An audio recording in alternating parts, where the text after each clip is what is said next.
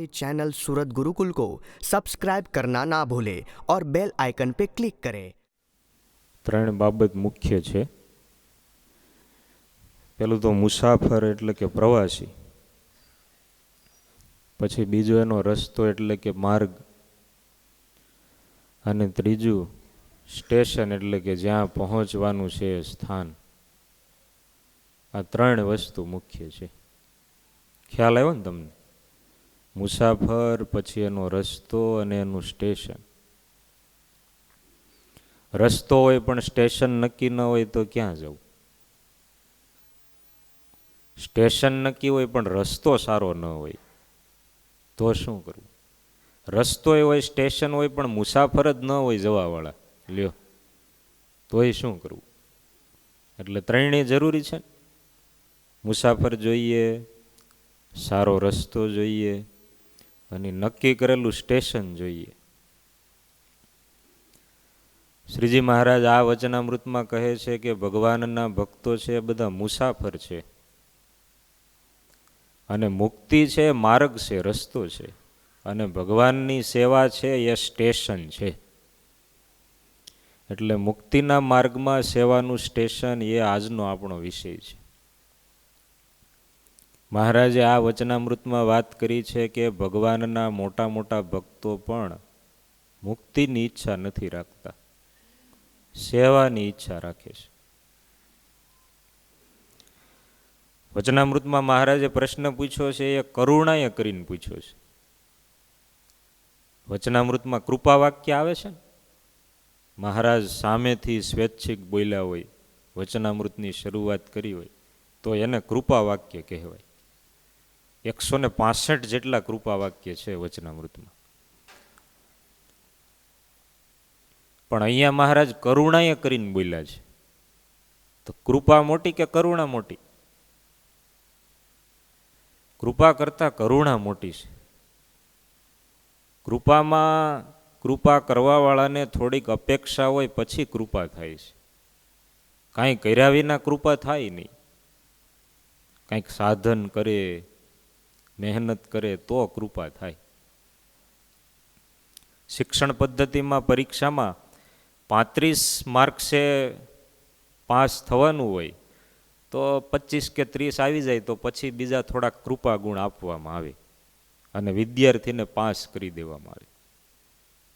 એવી રીતે પાસ થયેલા કોઈ બેઠા છે અહીંયા સભામાં? લે ના, તો આપણે ઉદાહરણ આપી શકીએ એમ. તો એ કૃપા ગુણ કહેવાય કે ભાઈ એમણે 25-30 માર્ક સુધી મહેનત કરી અને બાકીના પછી શિક્ષકે આપ્યા, એને કૃપા ગુણ કહેવામાં આવે. એ કૃપા કહેવાય. પણ પરીક્ષા આપી જ ન હોય, પેપર લખ્યું જ ન હોય, છતાંય શિક્ષક પૂરેપૂરા માર્ક્સ આપી દે ને પાસ કરી દે, એને કરુણા કહેવાય. લગભગ એવા કરુણાળુ શિક્ષકો તો બહુ હોય નહીં, પણ ભગવાન એવા કરુણાળુ છે કે ક્યારેક કરુણાય કરી દે. કૃપા તો કરે જ, કોઈ મહેનત કરતા હોય તો કૃપા તો કરે જ, પણ કરુણા પણ કરે. એટલે આ વચનામૃત છે એ કરુણાનું વચનામૃત છે. મોટા સંતો એમ કહે છે કે કૃપાનું વચનામૃત છે, પણ એના કરતાં એક સ્ટેપ આગળ કે આ કરુણાનું વચનામૃત છે. મહારાજ કરુણાએ કરીને આ વચનામૃત બોલ્યા છે અને પ્રશ્ન પૂછ્યો છે. પ્રશ્ન એવો પૂછ્યો છે કે શ્રીમદ ભાગવતમાં કહ્યું છે કે ભગવાનના મોટા મોટા ભક્તો ભગવાનની સેવાને જ ઈચ્છે છે, મુક્તિને ઈચ્છતા નથી. વળી મોટા મોટા ભક્તો પોતે પણ એવું કહે છે. શ્રીમદ ભાગવતનું મહારાજે પ્રમાણ આપ્યું, અને ભાગવત જેવો તો બીજો કયો ગ્રંથ પ્રમાણભૂત કહેવાય? મહારાજ વચનામૃતમાં બોલ્યા છે કે વ્યાસ ભગવાનનું પ્રમાણ અમને માન્ય છે, એના જેવું પ્રમાણ બીજા કોઈ આચાર્યનું નહીં. એટલે પેલું તો શબ્દ પ્રમાણ આપ્યું. ભાગવતમાં આવું કહ્યું છે, શબ્દ પ્રમાણ. ભગવાનના મોટા મોટા ભક્તો પણ આવી જ ઈચ્છા રાખે છે, એ પ્રત્યક્ષ પ્રમાણ આપ્યું. મોટા મોટા ભક્તોના જીવનમાં જોયું. એટલે પ્રત્યક્ષ પ્રમાણ અને શબ્દ પ્રમાણ. મૂળ હકીકતમાં 4 પ્રમાણ છે, પ્રત્યક્ષ પ્રમાણ છે, પછી શબ્દ પ્રમાણ છે, પછી અનુમાન પ્રમાણ છે, પછી ઉપમાન પ્રમાણ છે. પણ આપણા વિશિષ્ટાદ્વૈત મત અનુસાર આપણે સૌથી વધારે પ્રત્યક્ષ પ્રમાણ અને શબ્દ પ્રમાણને માનીએ છીએ. પ્રત્યક્ષ પ્રમાણ એટલે આપણી પરંપરાની જીવન રીતિ, અને શબ્દ પ્રમાણ એટલે આપણી શાસ્ત્રની રીતિ. આ બેને આપણે વધારે માનીએ છીએ. એટલે મહારાજે શબ્દ પ્રમાણમાં શ્રીમદ ભાગવતનું પ્રમાણ આપ્યું અને પ્રત્યક્ષ પ્રમાણમાં ભગવાનના મોટા મોટા ભક્તોની સામે જોયું. અને પછી મહારાજે પ્રશ્ન પૂછ્યો છે. પ્રમાણ આપીને પ્રશ્ન પૂછ્યો. ઇન્ટરવ્યૂમાં ડાયરેક્ટ પૂછે એમ નહીં કે મરઘી પહેલાં આવી કે ઈંડું પહેલાં આવ્યું, એવી રીતે નથી પૂછ્યું. અને આ તો ઇન્ટરવ્યૂ થોડું છે, આ તો સત્સંગ છે. ઇન્ટરવ્યૂમાં તો વન વે હોય, પ્રશ્ન પૂછવાવાળા પૂછે ને જવાબ દેવાવાળા દે. આમાં તો ક્યારેક શ્રોતાએ પ્રશ્ન પૂછી શકે, અને ક્યારેક વક્તાએ પૂછે, ક્યારેક શ્રોતાએ જવાબ આપે, અને વક્તાને તો જવાબ આપવાના જ હોય. સત્સંગ છે આ. મહારાજે જો વચનામૃતમાં ક્યાંય નિયમ નથી બહાર પાડ્યા કે ભાઈ આને જ પ્રશ્ન પૂછવો, આવા સમયે ન પૂછવો. સવારે વહેલી સભા થઈ હોય તો એ પ્રશ્ન પૂછે તો જવાબ આપે. એવું ક્યાંય કહ્યું નથી કે હવે આનો જવાબ તો છે ને અઠવાડિયા પછી આપશું, એવું ક્યાંય કહ્યું નથી. એટલે આ સત્સંગ છે. એટલે પ્રમાણ સાથે મહારાજે પ્રશ્ન પૂછ્યો છે. પ્રશ્ન બહુ પ્રમાણિત છે, આપણે તો એ કહેવાનું છે. સાવ એમને મોં માથા વિનાનો, વિચાર્યા વિનાનો પ્રશ્ન પૂછ્યો નથી. પ્રશ્ન પૂછવો બહુ કઠણ હોય છે. તમે પૂછો ચાલો. હા, મહારાજે કંઈક વિચાર્યું છે, શ્રીમદ ભાગવતને સામે રાખ્યું, મોટા મોટા ભક્તોના જીવનને સામે રાખ્યા, પછી આ પ્રશ્ન નીકળ્યો.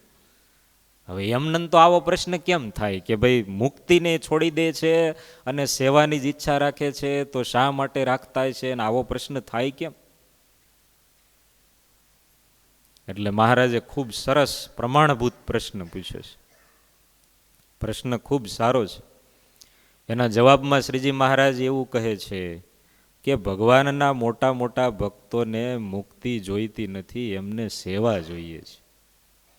પણ મુક્તિમાં વાંધો શું છે? જો પહેલી વાત તો એ મુક્તિ જ માંગે છે ને, તો કલ્યાણ માંગવું એ તો જીવ પ્રાણી માત્રનો અધિકાર છે. મહારાજે કાર્યાણીના પહેલા વચનામૃતમાં કહ્યું છે કે આ ભગવાને આ સૃષ્ટિ ઉત્પન્ન કરી છે એ પણ જીવાત્માના કલ્યાણ માટે કરી છે. ભગવાન એનું પાલન પોષણ કરે છે એ પણ જીવાત્માના કલ્યાણ માટે કરે છે. અને એનો નાશ કરે છે, એનો પ્રલય કરે છે, એ પણ જીવાત્માના કલ્યાણ માટે કરે છે. નૈમી સારણ્ય ક્ષેત્રનું વચનામૃત છે, એમાં મહારાજ છેલ્લે બોલ્યા છે કે એવા જ્યાં સંત હોય ને એવું નૈમી સારણ્ય ક્ષેત્ર હોય તો ત્યાં પોતાના મનને દ્રઢ કરીને રહેવું, ને ત્યાં પોતાનું કલ્યાણ ઈચ્છવું. વાતે વાતે આવશે કલ્યાણની ઈચ્છા રાખવી, મુક્તિની ઈચ્છા રાખવી. તો આમાં શું કરવું? બીજું કંઈક માંગતા હોય તો બરાબર છે. કલ્યાણ ન માંગતા હોય ને બીજું કંઈક માંગતા હોય તો ઠીક કે ભાઈ બરાબર ન કહેવાય. એક ભાઈ હતા ને, એણે ભગવાન પાસે માંગ્યું કે ખૂબ સરસ મજાની મોટી બસ હોય અને મારી પાસે પૈસાની ભરેલી બેગ હોય અને બસમાં મારે અહીંથી અહીંયા બસ ટ્રાવેલિંગ કર્યા કરવાનું, અલગ અલગ ગામમાં ફર્યા કરવાનું. તો એને સરકારી બસમાં કંડક્ટરની નોકરી આપી. હવે માંગે એવું મળે ભાઈ. આવું કંઈક માંગે તો આપણને પ્રશ્ન થાય કે ભાઈ ભગવાનના ભક્તએ આવું મંગાય નહીં. પણ કલ્યાણ માંગવામાં વાંધો શું છે?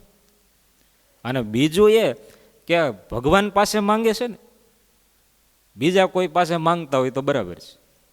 ભગવાન પાસે માંગે એમાં શું વાંધો છે? હવે તમારો છોકરો તમારા પાસે 2 કરોડ રૂપિયા માંગે, વધારે તો નથી.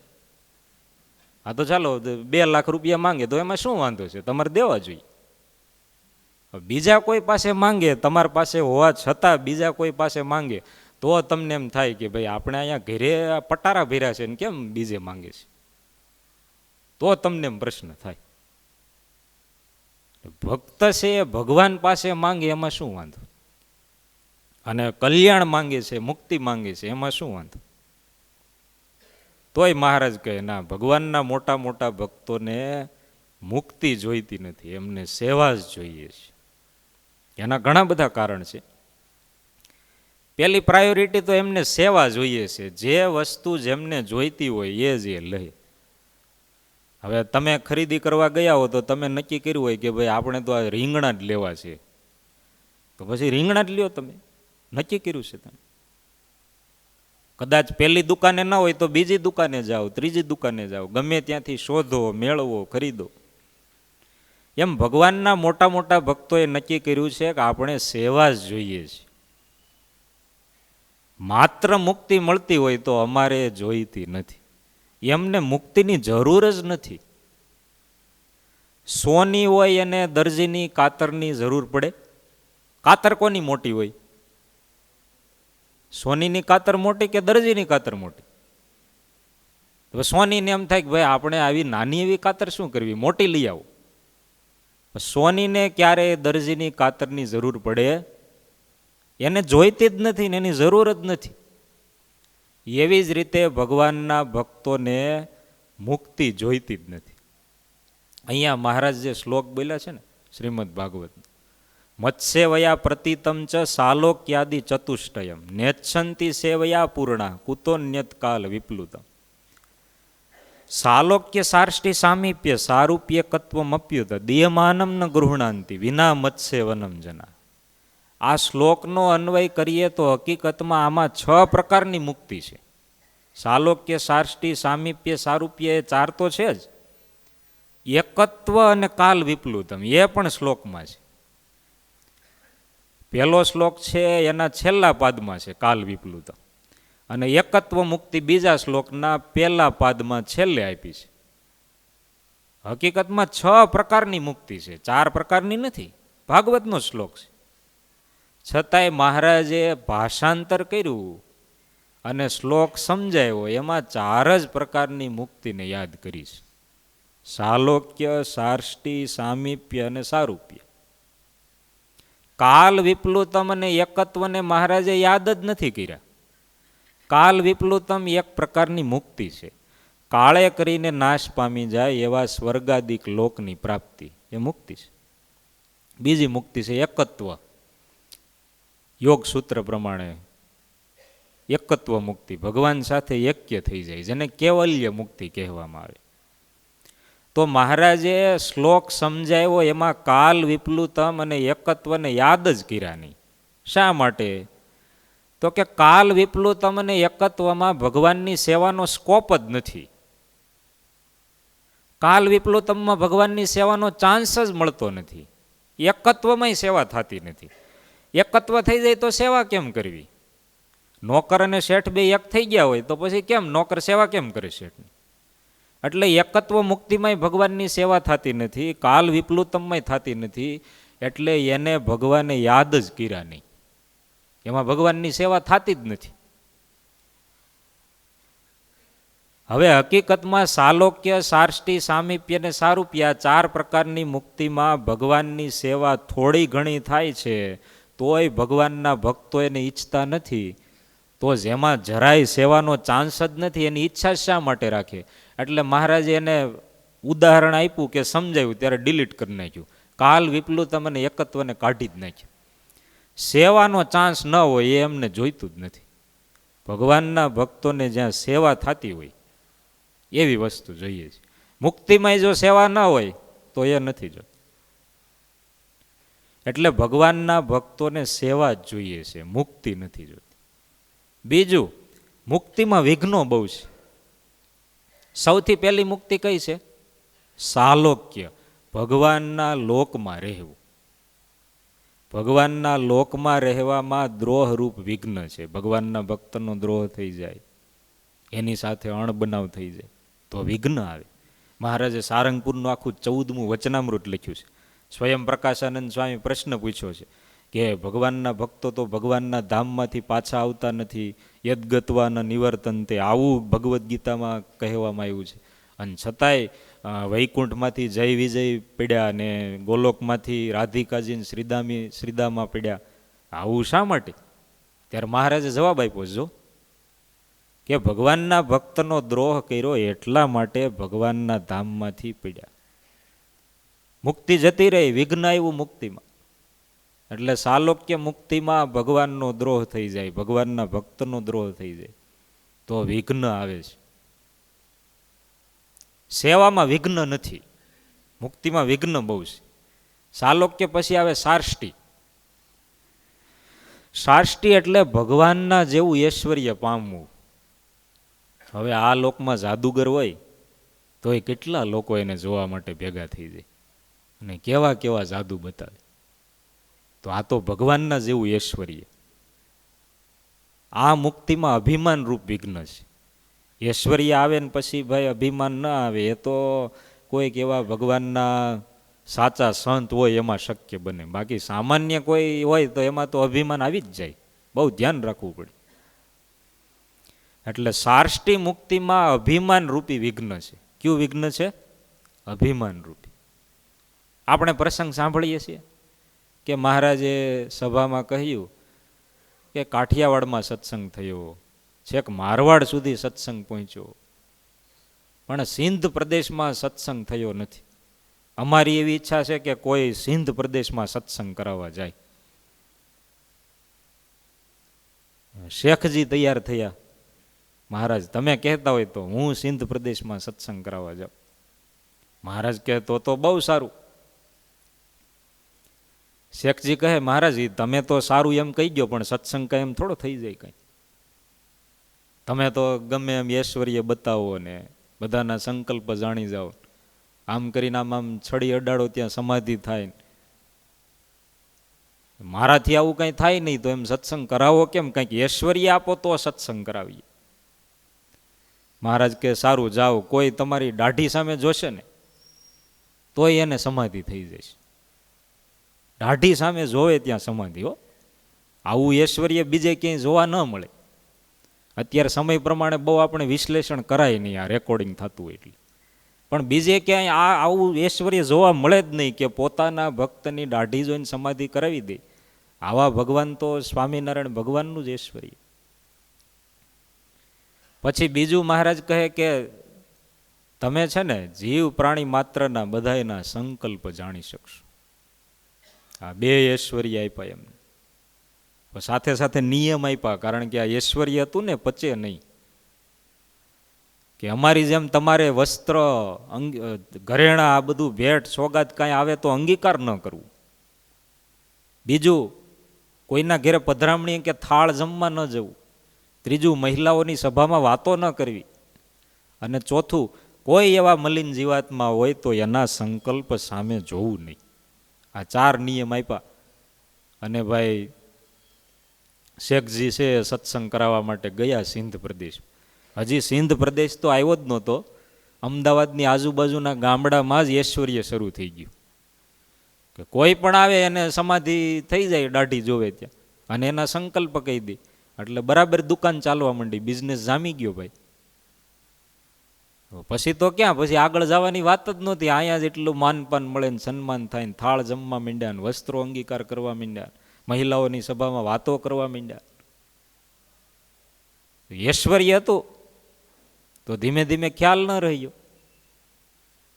અમુક હરિભક્તો જાણીતા હોય તો કહે ને કે મહારાજે તમને સત્સંગ કરાવવા મોકલ્યા છે અને આ બધું તમે શું કરો છો? કે કોણ મહારાજ? મહારાજ કોણ? જો અભિમાન આવી ગયું, મહારાજને ભૂલી ગઈ. પછી તો મહારાજે સંતોન મોકલા ને પછી પાછા આવ્યા ને પછી પ્રાયશ્ચિત આપ્યું ને એ બધી આખી કથા છે. પણ સાર્ષ્ટી મુક્તિ હોય તો અભિમાન આવવાની પૂરેપૂરી શક્યતા. હા, એકાદું ઐશ્વર્ય, ભગવાનના બધા ઐશ્વર્યની વાત જ નથી. સાર્ષ્ટી મુક્તિમાં તો ભગવાનમાં જેટલા ઐશ્વર્ય છે ને એટલા ભક્તમાં આવી જાય સાર્ષ્ટી મુક્તિમાં. પણ બધા ઐશ્વર્ય ન આવે તો એકાદું ઐશ્વર્ય આવી જાય ને તોય અભિમાન આવવાની શક્યતા.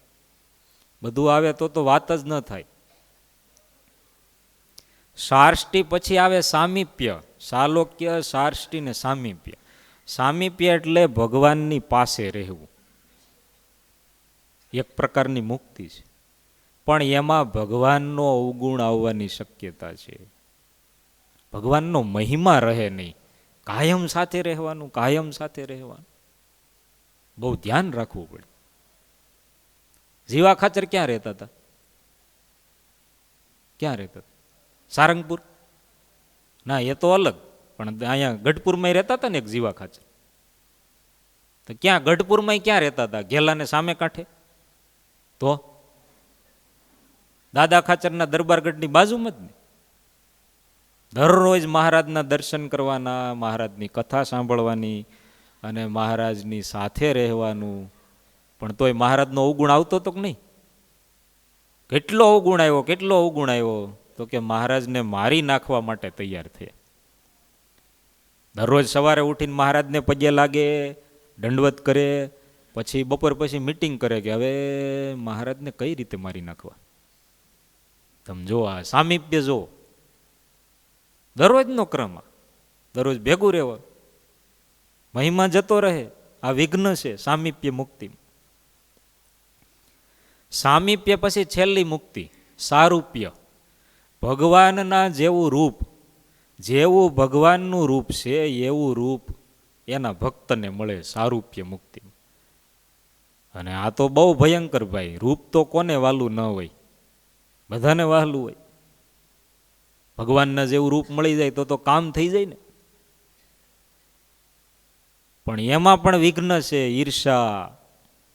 ભગવાનની ઈર્ષા આવે, ભગવાનના ભક્તોની ઈર્ષા આવે.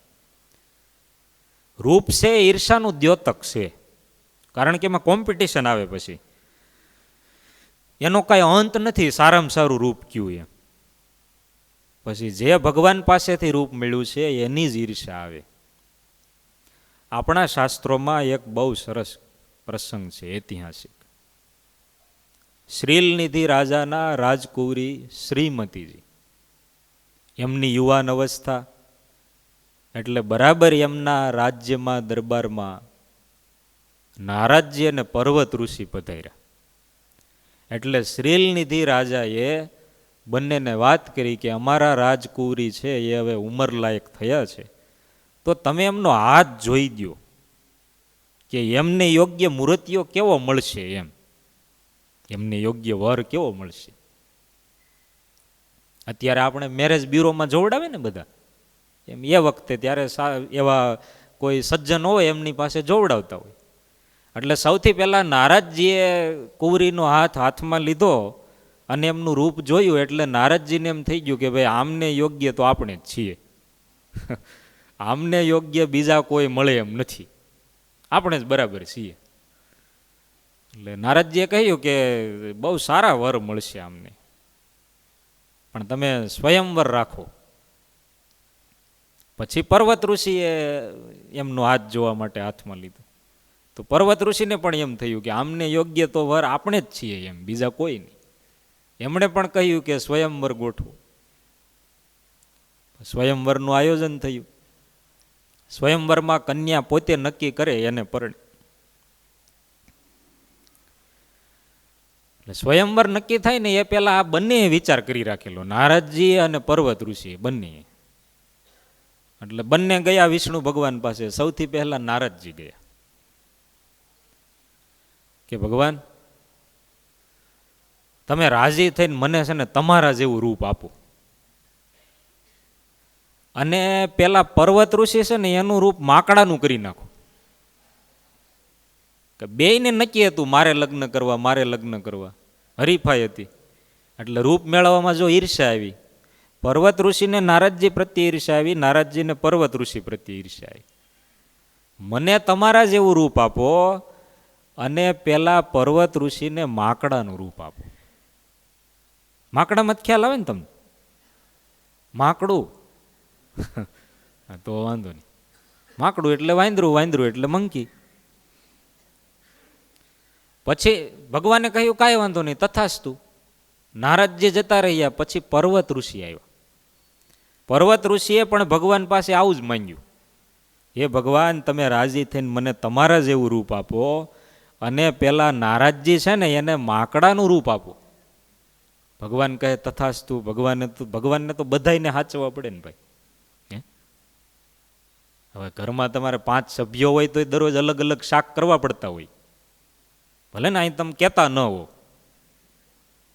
તો ભગવાનને તો કેવડો મોટો દરબાર, આ તો બધાને સાચવવા પડે. એટલે ભગવાને બેયને તથાસ્તુ કહ્યું. પછી ભગવાને વિચાર કર્યો કે બંનેના વરદાન કઈ રીતે સાચા પાડવા. એટલે પછી ભગવાને એમાં વ્યવહારિક સૂઝબૂઝથી નિર્ણય કર્યો કે વાતચીતની ભાષામાં જે છેલ્લું વાક્ય હોય ને એ પ્રધાન હોય. વાતચીતની ભાષા થતી હોય, ધારો કે હું એમ કહું કે ભગત તમે ઊભા થઈને અહીંયા આવો, અને તમે ઊભા થતા હોય ને પછી તરત બીજું વાક્ય હું બોલું કે હવે તમે આવતા નહીં, તો તમારે શું કરવાનું હોય? આવવાનું ના હોય, પછી બેસી જવાનું હોય. બીજા વાક્યનું પ્રાધાન્ય હોય વાતચીતમાં, છેલ્લે જે વાક્ય બોલાય એનું પ્રાધાન્ય હોય. એટલે ભગવાને વિચાર કર્યો કે છેલ્લે કયું વાક્ય બોલાણું, તો બે એવું માંગ્યું કે એકબીજાને માકડાનું કરી દો. નારદજીએ એવું માંગ્યું બીજું વાક્ય કે પર્વત ઋષિને માકડાનું રૂપ આપો. પર્વત ઋષિએ બીજું વાક્ય એવું માંગ્યું કે નારદજીને માકડાનું રૂપ કરી દો. એટલે ભગવાને બેયના આગળના વાક્ય ડિલીટ કરી નાખ્યા, પાછળના જ માનવાના હોય. એટલે પાછળના બંને વાક્ય માનીને બંનેને માકડાનું રૂપ આપી દીધું. અને પછી ભાઈ સ્વયંવરનું આયોજન થયું. આ બંનેનું એમ હતું કે આપણા જેવું તો કોઈને રૂપ જ ન હોય, આપણે બે પેલી ખુરશી બે લાઈનમાં લઈ લેવાની, કન્યાને આગળ જવું જ ન પડે, ખોટો દાખલો જ ન કરવો પડે. એટલે બંને પેલી ખુરશી સંભાળી લીધી. જેવા પેલા શ્રીમતીજી પોતે વરમાળા લઈને આમ સભામાં આવ્યા, ઉદ્ઘાટનમાં માકડા. અપશુકન જેવું કહેવાય આવા પ્રસંગે તો કન્યા માટે, એના લગ્ન હોય. એટલે થોડાક આમ એક ડગલું પાછા ફરી દે. એટલે નારદજીને પર્વત ઋષિ વિચાર કરવા માંડ્યા કે કેમ આમ બરાબર મેકઅપ નહીં હોય આપણો, આમ કેમ હશે? આમ ભગવાનનું રૂપ તો છે આપણી પાસે, પણ મેકઅપમાં કદાચ કંઈક ખામી રહી ગઈ છે. અને ભગવાન આ બંનેની પરીક્ષા કરવા માટે પોતે પોતાનું મૂળ રૂપ લઈને આવેલા, અને એ તો આમ આગળ બેઠેલા ભગવાન તો. એટલે પછી શ્રીમતી જે છે આગળ જઈ અને ભગવાનના કંઠમાં વરમાળા પહેરાવીને એમની સાથે લગ્ન કર્યા. ભગવાન એમને લઈને આવતા રહીએ. આ બંને પછી પાણીમાં ત્યાં હોજ કે સરોવર હોય એમાં પોતાના મુખ જોયા ને પછી તો ભાઈ ભગવાન ઉપર ક્રોધ આવ્યો, ભગવાન ઉપર ઈર્ષ્યા આવી કે અમને માકડાનું રૂપ દઈને લગ્ન કરીને જતા રહ્યા. હવે એમને ક્યાં રાણીઓ ઓછી છે? ભગવાન ઉપર ઈર્ષ્યા આવી. જો પેલા પર્વત ઋષિને નારદજીને એકબીજા ઉપર ઈર્ષ્યા હતી, રૂપને લઈને જ. હવે એના એ રૂપને લઈને ભગવાન ઉપર ઈર્ષ્યા આવી. પછી ભગવાનને શાપ આપ્યો, અને એ પણ આખી કથા છે. સારૂપ્ય મુક્તિમાં બહુ મોટું વિઘ્ન છે, ઈર્ષ્યા આવવાની શક્યતા પૂરી. એટલે બધી મુક્તિમાં મોટા વિઘ્નો છે, મુક્તિને ડેમેજ કરી નાખે એવા મોટા વિઘ્ન છે. મુક્તિ છે એ હતી નહોતી થઈ જાય એવા મોટા વિઘ્નો છે. સેવામાં વિઘ્ન નથી, વિઘ્ન હોય તો એ માફ થઈ જશે. સેવા વસ્તુ જ એવી છે. ગીતામાં કૃષ્ણ ભગવાને બીજા અધ્યાયમાં 40મો શ્લોક, નેહાભિક્રમ નાશોસ્તિ પ્રત્યવાયો ન વિદ્યતે.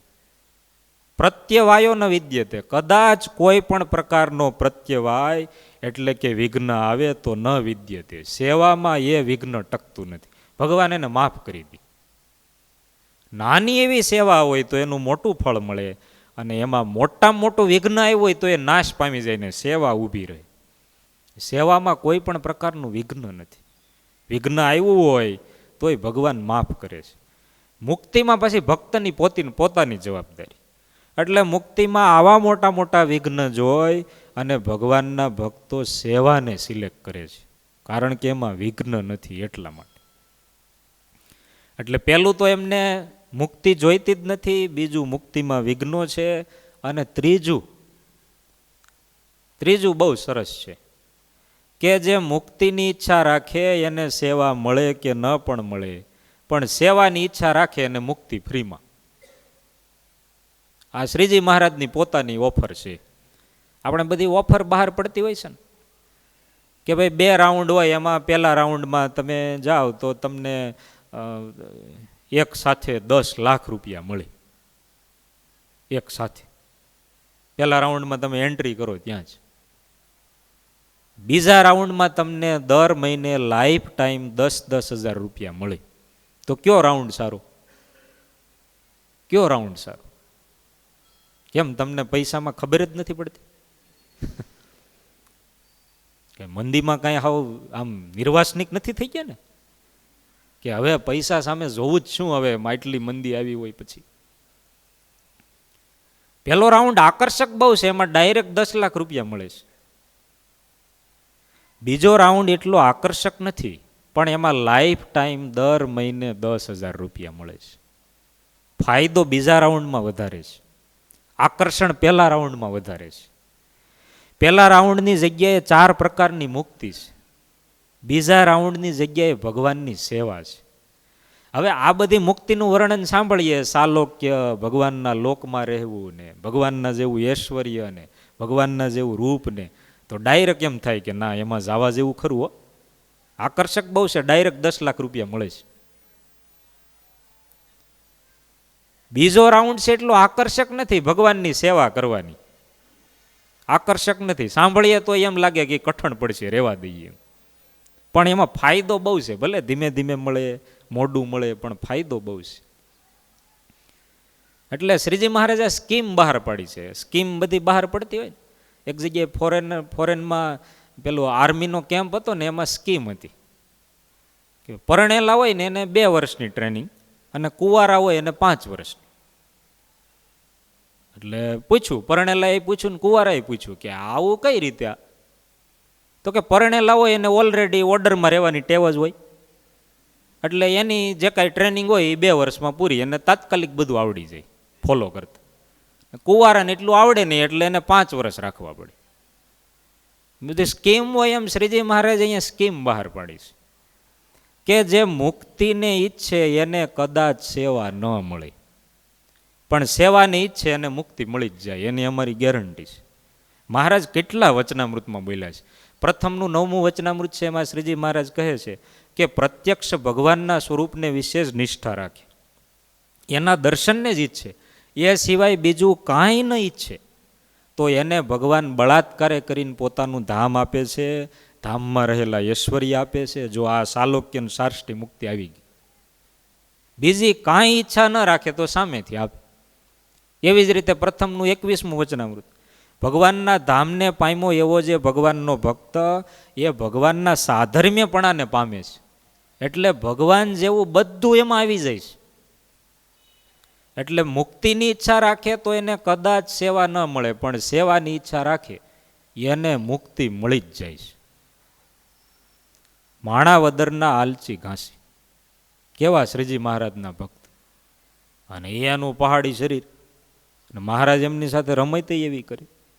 ક્ષારવતી નદીમાં સ્નાન કરવા ગયા હોય તો મહારાજ એમના ખભે બેસી જાય, પછી મહારાજ પોતાના પગ છે ને આમ એના પેટ ઉપર મારે. આમ મહારાજ કે ઘોડો હારો છે પણ બરાબર દોડતો નથી. મહારાજ કે પછી આલસી ઘાસી કહે, મહારાજ પાણીમાં ક્યાંથી દોડે, આ કાંઈ થોડો જળ ઘોડો છે, આ જમીનનો ઘોડો છે, તમે જમીન ઉપર ચલાવો ને તો દોડે. આવી રીતે એની સાથે રમૂજ કરે. મહારાજની સાથે પણ એમને એવી સખા ભક્તિ. મહારાજ ઘણીવાર કહે કે તમે માંગો માંગો, પણ છતાંય એમણે ક્યારેય કાંઈ માંગ્યું નહીં, ક્યાંય માંગ્યું નથી. એમના આખા જીવન ચરિત્ર કાંઈ માંગ્યું નહીં. તો શ્રીજી મહારાજે એમને પ્રસાદીના ચરણારવિંદ કરી આપ્યા. 1 રૂપિયો પ્રસાદીનો આપ્યો, રૂપિયો પ્રસાદીનો આપ્યો. એવા પ્રસંગ બહુ ઓછા હોય. મહારાજે પોતાનો 1 રૂપિયો પ્રસાદીનો આપ્યો અને 1 દાંતણ પ્રસાદીનો આપ્યો. એટલું જ નહીં, અંતકાળે એને પોતાનું અક્ષરધામ આપ્યું. કાંઈ માંગ્યું નહીં તો મહારાજે સામેથી આપ્યું, ને અંતકાળે અક્ષરધામ તો હતું જ. એટલે સેવાની ઈચ્છા રાખે એને ભગવાનનું ધામ કે મુક્તિ મળી જ જાય છે, પણ મુક્તિની ઈચ્છા રાખે એને સેવા મળે કે ન પણ મળે. એટલે ભગવાનના ભક્તો બહુ જોઈ વિચારીને નક્કી કરી નાખે છે કે આપણે મુક્તિની ઈચ્છા રાખીએ તો સેવા મળવાની નથી, સેવાની ઈચ્છા રાખીએ તો મુક્તિ મળે જ છે, તો સેવાની જ ઈચ્છા રાખવી જોઈએ. આવો વિચાર કરીને સેવાની ઈચ્છે છે. ત્યાર પછી ચોથું, ભગવાનના ભક્તો છે એ સેવાને એટલા માટે ઈચ્છે છે કે સેવા છે એ જ હકીકતમાં આપણા સંપ્રદાયમાં મુક્તિ છે. આપણા સંપ્રદાયની મુક્તિ વ્યવસ્થા પ્રમાણે આપણે જોઈએ તો મુક્તિ નામનું કોઈ અલગ વસ્તુ નથી. કંઈ સેવા છે જ મુક્તિ છે. સેવા મુક્તિશ્ચ ગમ્યતામ, મહારાજ શિક્ષાપત્રીમાં કહ્યું છે કે ભગવાનના ધામમાં જઈને ભગવાનની સેવા કરવી એ જ અમારા મતે, આપણા સંપ્રદાયના મતે મુક્તિ છે. એટલે મુક્તિ કોઈ અલગ નથી, સેવા છે જ મુક્તિ છે. એટલે ભગવાનના મોટા મોટા ભક્તો ભગવાનની સેવાને જ ઈચ્છે છે, મુક્તિને ક્યારેય ઈચ્છતા નથી. એમાં ભગવાન રાજી બહુ થાય છે, સેવાની ઈચ્છા રાખે ને એમાં. હવે મુક્તિની ઈચ્છા રાખવામાં એવું છે કે ભગવાનનો ભક્ત એમ કહે કે એ ભગવાન મને મુક્તિ આપો, તો ભગવાનને તરત ધંધે લાગી જવું પડે કે ભાઈ આને સાલોક્યમાં મૂકવા કે સાર્ષ્ટીમાં મૂકવા, બધી વ્યવસ્થા કરવી પડે, પોતાના લોકમાં લઈ જવા, ત્યાં સાચવવા. તમે તમારા ઘરે 5 મહેમાન આવ્યા હોય ને 1 વર્ષ રોકાય તો 1 વર્ષ ઓછું પડે છે કે વધારે પડે છે? કેમ લાગે તમે? 5 મહેમાન 1 વર્ષ રોકાણા હોય, એને સાચવવાના, એનું ધ્યાન રાખવા 1 વર્ષ સુધી. તો એવી રીતે સાલોક્ય મુક્તિમાં ભગવાનને પોતાના લોકમાં રાખવાના, એટલે ભગવાનને વ્યવસ્થા કરવી પડે. સાર્ષ્ટીમાં પોતાનું ઐશ્વર્ય આપવાનું, સારૂપ્યમાં પોતાનું રૂપ આપવાનું. મુક્તિ માંગે એટલે ભગવાનને ઘસારો લાગે. હવે ઘસારો તો કોઈને ગમે નહીં, અને માંગવાવાળા આમાંય બધાને ગમતા ન હોય. માંગવાવાળા કોઈને બહુ ગમતા ન હોય, બધાને ગમે. માંગવું વસ્તુ જ એવી છે, કોઈ વ્યક્તિ ખૂબ માન્યા કરે તો કોઈને ગમે નહીં. એટલે ક્યારેક ક્યારેક માંગવું જોઈએ, એમાં વિવેક હોય ને. હવે તમે 4 વ્હીલ ગાડી લઈ અને સર્કલ ઉપર નીકળો ને એમાં બરાબર સિગ્નલ પીડ્યું હોય, અને પેલા આવે બિચારા ગરીબ છોકરા, એ પેલા હાથમાં પાતર લઈને, તો તમે શું કરો? ગાડીનો કાચ ચડાવી દો. પછી તમે અહીંયા આવીને ઘનશ્યામ મહારાજ પાસે માંગો તો પછી ભગવાનની કાચ ચડાવી દે. સેમ છે ભાઈ, તમને માંગવાવાળા ગમતા નથી એમ ભગવાનને ગમે. સમજે એવી વાત છે ને. આપ ક્યારેક તમે આપો કે ભાઈ મહિને કે અઠવાડિયે કે ક્યારેક એવું લાગે કે ભાઈ આ સારો દિવસ છે તો તમે આપી દો, પણ દરરોજ આવે તો પછી કાચ ચડાવવો પડે. એમ ભગવાન પછી વિચાર કરે કે દરરોજ માંગ્યા જ કરે છે, ગમે નહીં ભગવાનને. માંગવાવાળા ઉપર, મુક્તિની ઈચ્છા રાખવાવાળા ઉપર ભગવાન એટલા રાજી નથી થતા, સેવા કરવાવાળા ઉપર રાજી થાય છે. એનું કારણ છે કે સેવામાં ભગવાનને કાંઈ ઘસારો નથી. ધારો કે ભગવાનના ભક્ત એમ કહે કે હે ભગવાન, મારે તમારી સેવા કરવી છે, તો ભગવાનને એટલી નિરાંત, ભગવાનની સેવા કરે તો ભગવાનને એટલું પોતાને ઓછું કરવું, અને ભગવાનને બીજો કાંઈ ઘસારો નહીં, બધું ભગતને જ કરવા. એટલા માટે ભગવાન જેવા સેવાવાળા ઉપર રાજી થાય છે, એવા મુક્તિની ઈચ્છા રાખવાવાળા ઉપર રાજી નથી થતા. અને ભગવાનના મોટા મોટા ભક્તોએ સેવા માટે મુક્તિને એક બાજુ છોડી દીધી છે. એટલો સેવાનો મહિમા. આપણે હરજી ઠક્કરની વાત સાંભળીએ છીએ કે મહારાજ માટે ત્રાંબા કુંડી માંગીને પછી મોટી ન આપીને નાની આપીને એમના માતુશ્રી કુરાજી થઈ ગયા ને એમની સાથે અબોલા લીધા. એ તળાજા ગામના એમના એ હરજી ઠક્કરના માતુશ્રી હતા. એમને છેલ્લી ઉંમરે ધામમાં જવા ટાઈમે સંકલ્પ થયો કે મેં મહારાજની બધી સેવા કરી, પણ ક્યારેય મહારાજને રસોઈ કરીને જમાડ્યા નથી. આ સેવા મારે બાકી રહી ગઈ છે.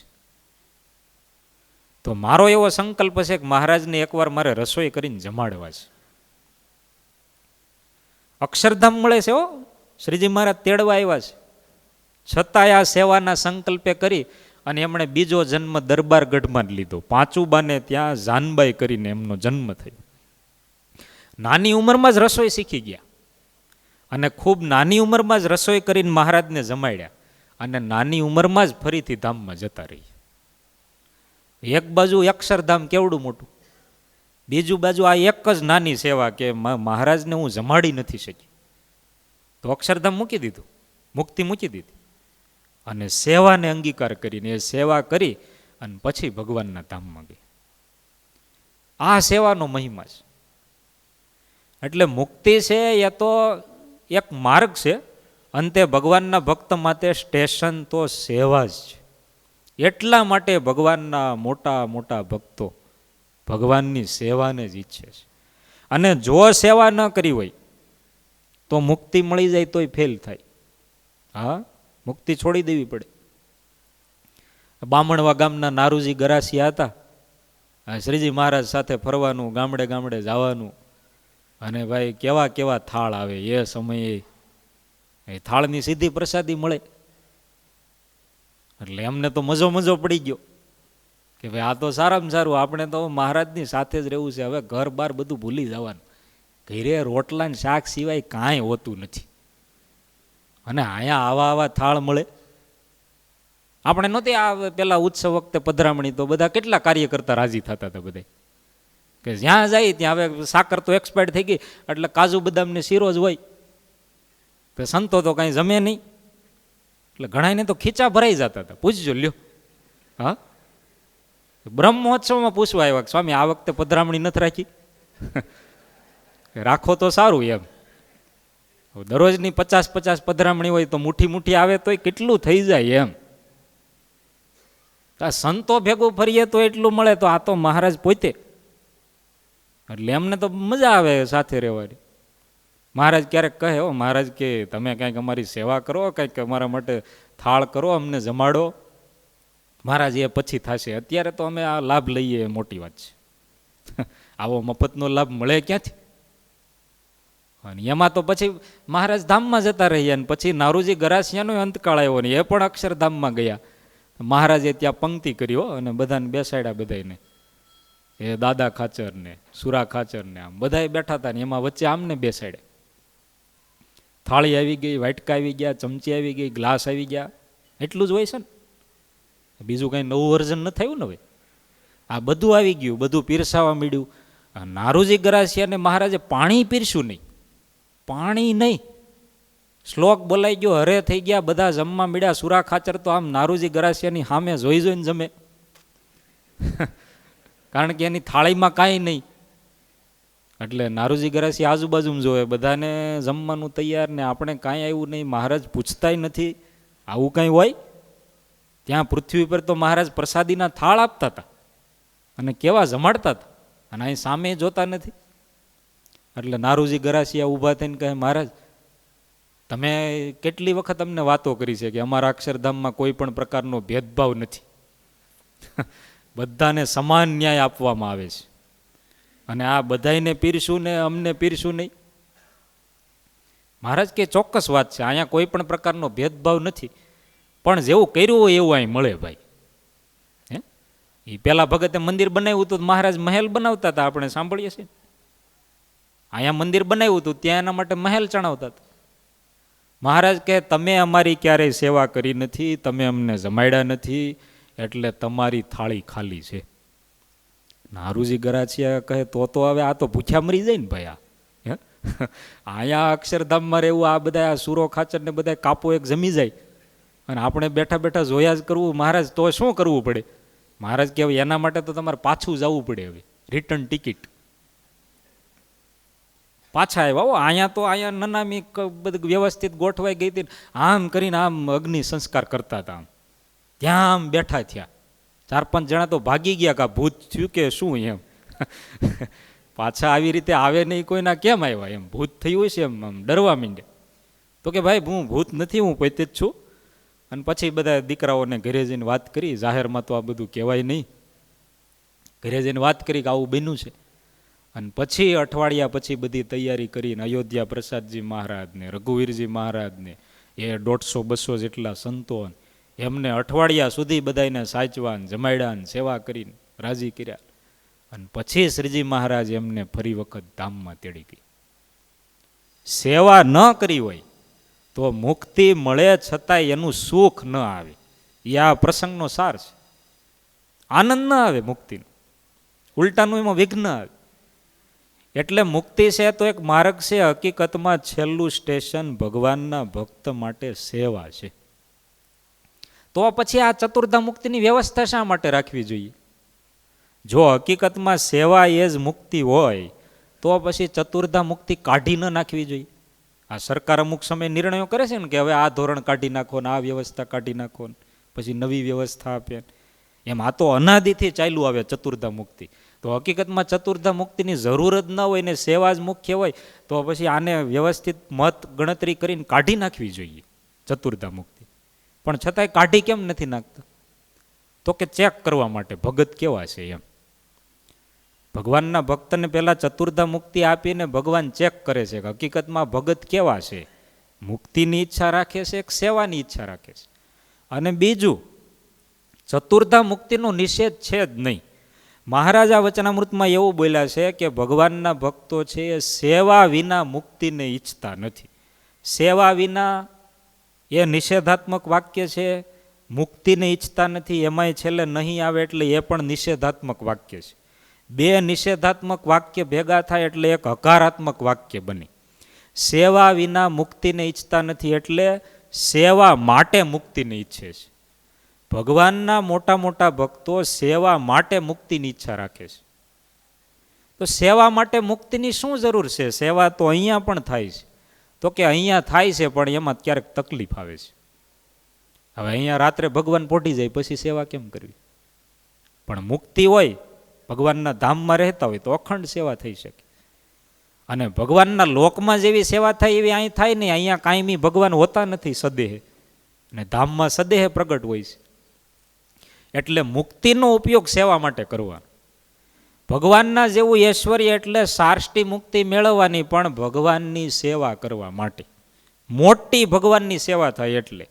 ગોપાળાનંદ સ્વામીમાં ભગવાનના જેવું ઐશ્વર્ય છે, એ જેવી સેવા કરે છે એવી આપણાથી ન થાય. થાય એવી આપણાથી ન થાય, કારણ કે એની પાસે સાર્ષ્ટી છે, ભગવાન જેવું ઐશ્વર્ય છે. એટલે 4 પ્રકારની મુક્તિને મેળવ્યા પછી ભગવાનની મોટી સેવા થાય એટલા માટે ચતુર્ધા મુક્તિને રાખવામાં આવી છે. વળી છેલ્લો એક પ્રશ્ન થાય, સેવાનો એટલો મહિમા છે તો શું સકામ ભક્તો સેવા કરતા જ નથી? સકામ ભક્તો સેવા કરે છે પણ એની શરતવાળી સેવા હોય છે. સકામ ભક્તો એવું કહે છે કે પહેલાં અમને મુક્તિ આપો પછી અમે સેવા કરીએ. શરત, પહેલાં મુક્તિ આપો પછી. નિષ્કામ ભક્તો એવું કહે છે કે અમને મુક્તિ આપો કે ના આપો, જ્યાં રાખો ત્યાં આમ સેવા કરશું. મુક્તિ આપશો તો એ સેવા કરશું, મુક્તિ નહીં આપો તો એમ સેવા કરશું. બિન શરતી વાત છે. એટલે શરતવાળી સેવા છે ને ભગવાનને કઠણ બહુ પડી. એક દારૂડિયો હતો ને, એ ભગવાનનો ભગત થઈ ગયો, પછી ભગવાન પાસે માંગ્યું, હે ભગવાન મારો દારૂ છોડાવો, દારૂ છોડાવો. હું ભગત તો થઈ ગયો પણ દારૂ છૂટતો નથી. તે ભગવાન રાજી થઈ ગયા કે તારે દારૂ છોડવો જ હોય તો અમે રાજી. ભગવાન કે ચાલ આપણે દારૂ છોડાવીએ. તરત એડ્રેસ આપ્યું કે આ પોલીસ સ્ટેશનમાં મારી 50 બોટલ પકડાણી છે, એ છોડાવો. કેટલી? 50 બોટલ. પછી ભગવાનને ખબર પડી કે ભાઈ આમાં તો મારે પોલીસ સ્ટેશને જવું પડશે. એટલે સકામ ભક્તમાં ભગવાનને દોડાદોડી કરવી પડે છે. એમાં શરત બહુ અઘરી હોય છે. ભગવાનને પરસેવો વળી જાય એવી શરતો હોય છે. નિષ્કામ ભક્તમાં એવું કાંઈ નહીં. ભગવાનને એની સેવા છે એ સહેલી પડે છે.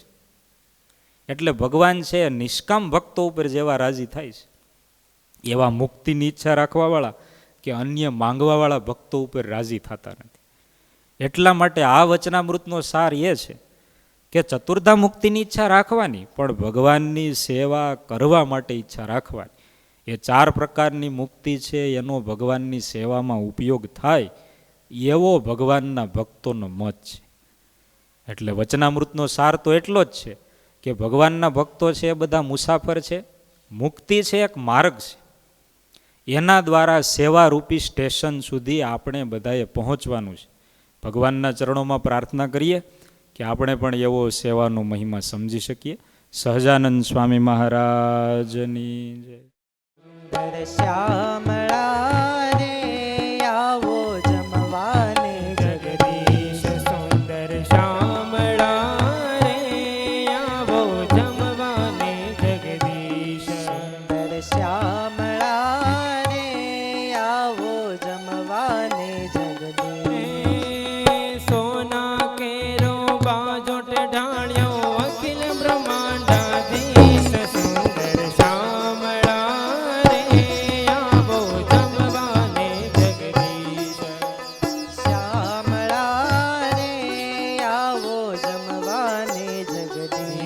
જગદીશ સેવ સુવાળી લાપસીને ઘેબરિયો કંસાર સેવ સુવાળી લાપસીને ઘેબરિયો કંસાર સેવ સુવાળી લાપસીને ઘેબરિયો કંસાર સેવ સુવાળી લાપસીને ઘેબરિયો કંસાર દૂધ પાક પૂરી માલપુડા છે ભજીયા ભભકાદાર સુંદર શામળા રે આવો જમવાને જગદીશ દૂધ પાક પૂરી માલપુડા છે ભજીયા ભબકાદાર સુંદર શ્યામળા રે આવો જમવાને જગદીશ સુંદર શામળા રે આવો જમવાને જગદીશ સુંદર શ્યામળા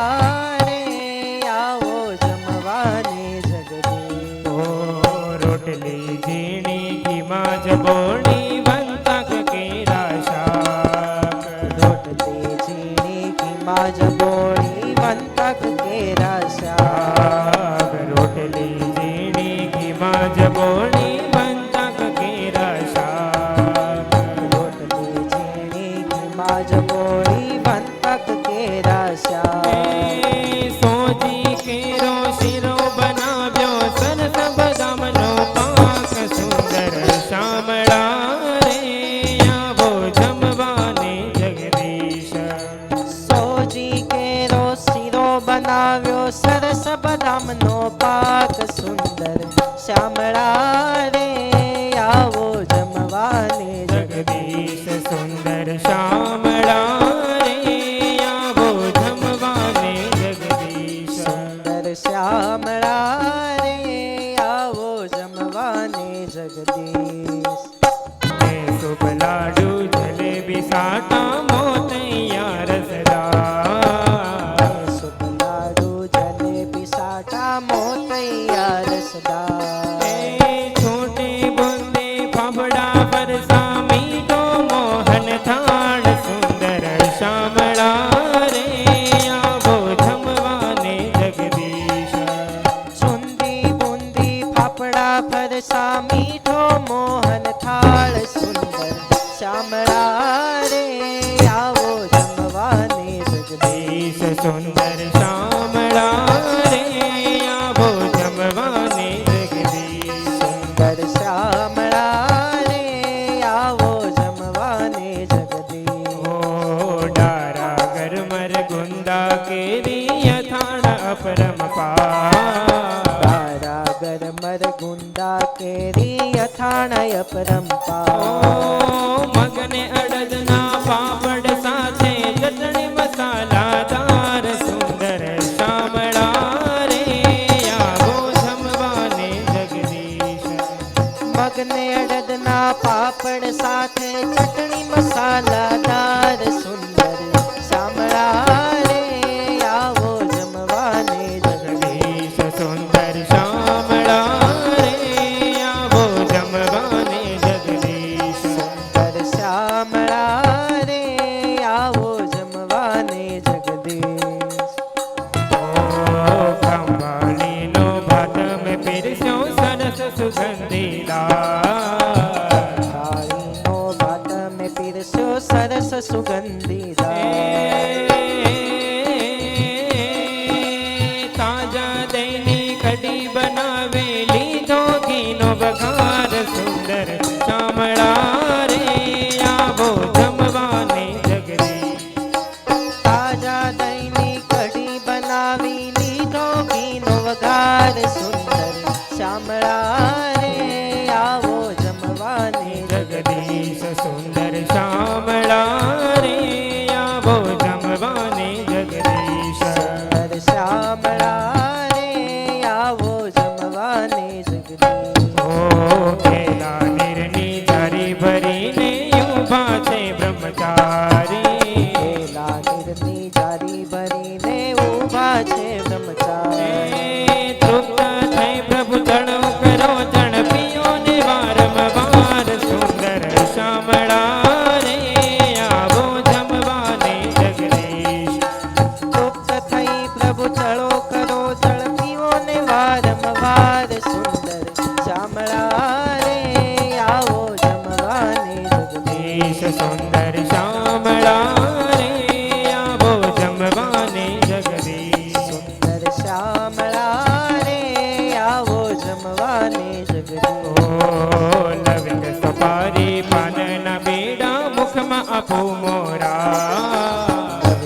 પારી પાનના બેડા મુખમાં પુમોરા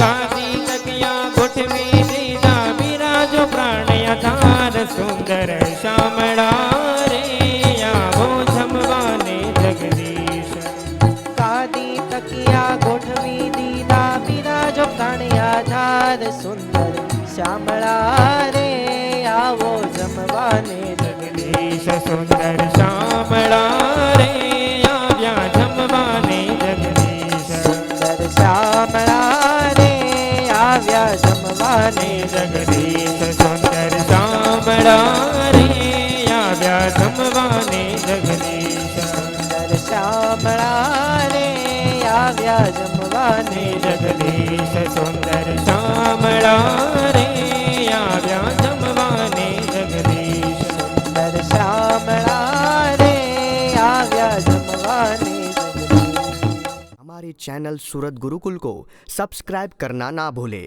और बेल आइकन पे क्लिक करें।